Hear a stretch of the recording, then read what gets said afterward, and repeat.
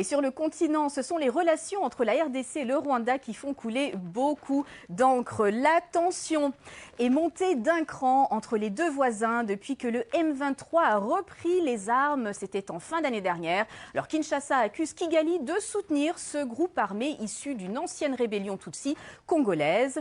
C'est une situation très difficile d'un point de vue politique, mais également socio-économique, puisque 3 grands accords de collaboration économique ont été suspendus suite à cette brouille diplomatique. Et puis la RDC a également interdit à Rwandair d'opérer sur son territoire.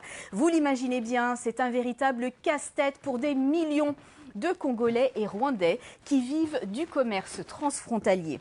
Alors, pour en parler, je suis rejointe sur ce plateau par Audace Machado. Alors, Audace, sois le bienvenu. Merci beaucoup, Anne-Marie. Qui est le plus gros perdant dans cette brouille?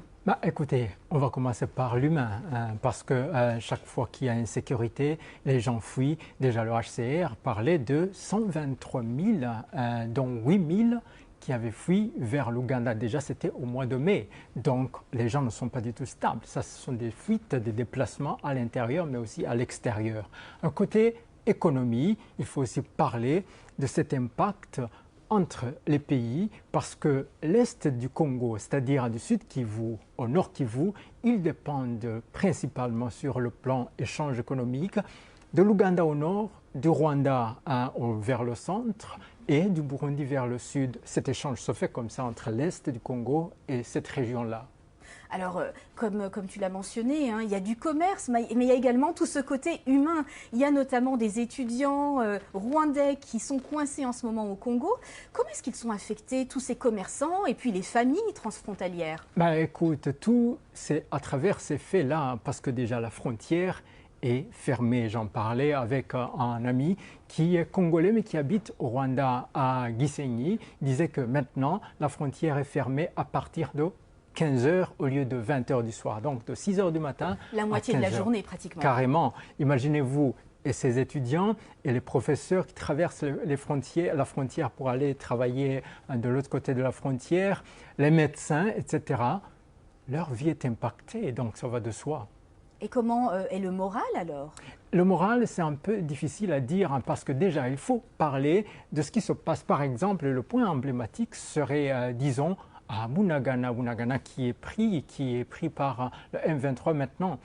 Avant, il y avait cet échange, les Congolais pouvaient aller faire les affaires, disons, à Kampala, qu'on appelle dans la sous-région la Dubaï de la sous-région, mais ils passaient par le Rwanda. Mais depuis 2018, quand il y a eu conflit entre l'Ouganda, ou la tension entre l'Ouganda et le Rwanda, c'était Bunagana qui était le Donc l'Ouganda passage. a sa carte à jouer en ce moment? Non, pas à ce moment, mais juste le fait que la frontière entre le Rwanda et l'Ouganda était fermée, le passage, disons le trou, pour pouvoir approvisionner Rutshuru et Goma dans le Congo, c'était Bunagana. Et maintenant, Bunagana est pris par le groupe rebelle M23. Et donc, les gens ils sont impactés comme ça.